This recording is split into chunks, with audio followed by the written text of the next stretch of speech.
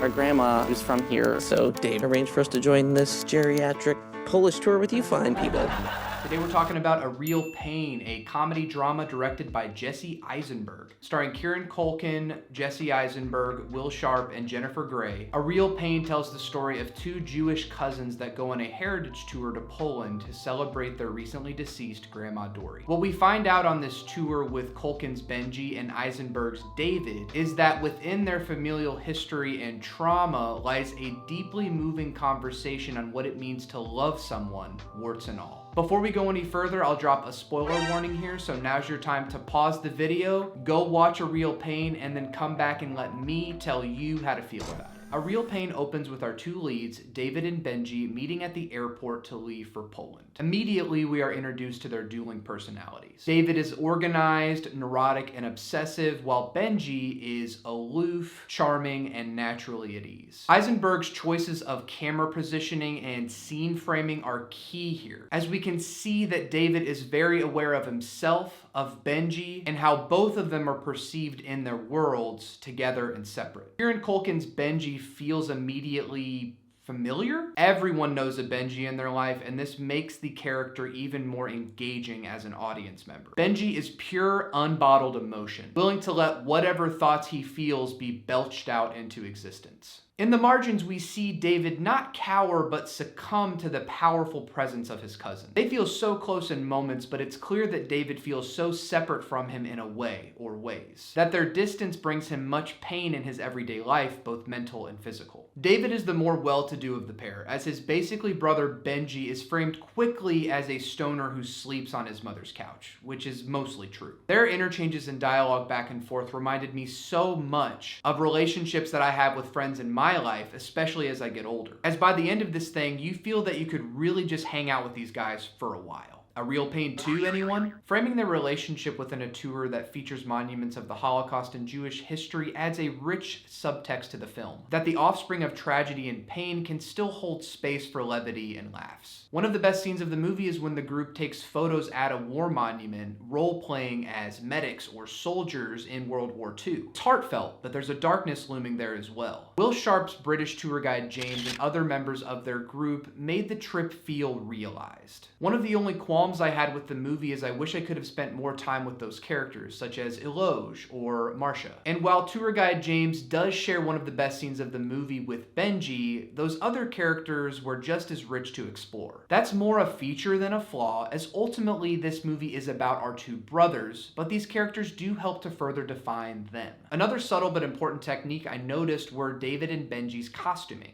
David is often dressed in muted blues and navies, occasionally donning a red ball cap. Benji is first seen in a muted red hoodie, wearing some muted blue pants, and the more on-the-nose tie-dye hoodie later on. I saw this as a way to showcase that both characters can be considered one. The color switches are understated, but do indicate that these two want to be each other at times, while also being completely opposite. That they are both donned in primary colors spotlights that their relationship is the center point of the movie, and that the things that drive David crazy about Benji may be things that he despises or misses about himself. Throughout their trip in Poland, Eisenberg does very well at highlighting his experience of Benji versus the group's new experience of Benji. In one of the key scenes of the movie, David breaks down explaining that the Benji he knows is different from theirs, someone who recently survived an attempted suicide. You can feel the pain on David's face when he shares, or overshares as he puts it, to the group the darker side of Benji that he sees. That Benji is someone he loves so deeply. That this is someone so intoxicating and distressing all at once. Someone he really, really cares for, but is impossible to not fret or worry over constantly. That relatability really drives home the movie's message on suicide, and as far as the added Jewish context and the Holocaust, PTSD, and trauma in general. Brian Tallarico for RogerEbert.com said, "It's a powerful feeling to witness art that reminds us that all aspects of our existence are valuable, especially our pain. Eisenberg made a clever little movie here, highlighting that grief and pain, that men expressing their emotion, is just as important to showing happiness and joy. These are the moments of our lives that we're sometimes frightened to share, and for good reason. It requires vulnerability, and that may be what makes Benji so intoxicating as a character, his welcoming vulnerability. At first I wondered if Benji would be seen more as a portrait of mental illness, but with this outburst on the train and his truthful, if not a bit inappropriate ranting at poor James the tour guide, it became evident that he was dealing with grief.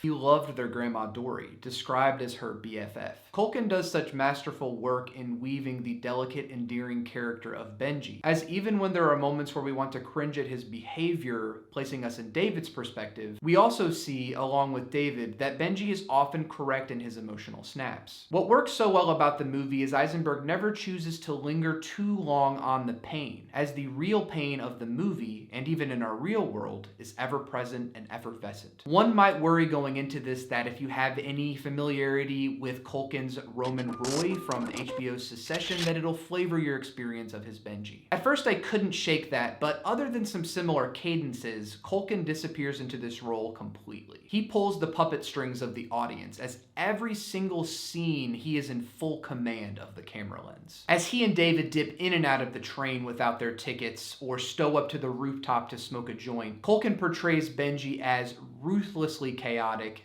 beautifully free, and effortlessly cool. It's a major role for him, and I hope all the Oscar buzz culminates in a nomination for him. Eisenberg's depiction of Poland is beautiful and grounded. The Poland that he and cinematographer Michael Demick capture feels quaint, but also haunting and alluring. The music weaving in and out of the comedic and tragic scenes throughout the movie keeps this thing breezy. And at a cool 90 minutes, this movie very nearly won me over with its runtime alone. With every aching moment comes a punchline, and I was blown away by the writing chops from Eisenberg. It's an incredibly moving story, and I am so impressed with Eisenberg's work. He can direct the hell out of a picture. I really enjoyed the symmetry of the movie's beginning and ending. They began at a place of movement, travel, and newness. And when David and Benji return back to the same place, David is ready to keep moving, to return to his family. Benji, however, is happy to stay stagnant and hang out at the airport and meet some new folks. It's a reminder that geography isn't always a solution to our larger problems, but it can also be a reminder of what's most important to us in our lives. A Real Pain is a very, very funny movie about how pain is essential to living a full life. That loving someone fully means that you will eventually have to grieve them. It's a pain, but of a beautiful kind. What did you think of A Real Pain? Was it dreary and boring, or were you glad you bought the ticket and took the ride? Leave all the comments below, and before you go, don't forget to like and smash that subscribe button. Thank you so much for watching this video and continuing to support the channel. Until next time, stay moving, stay light, and stay agile. Peace. Wait, you're not like taking weed into Poland, are you? Oh yeah, Benji? they don't give a shit about that stuff, man. I think they very much do give a shit. Oh yeah.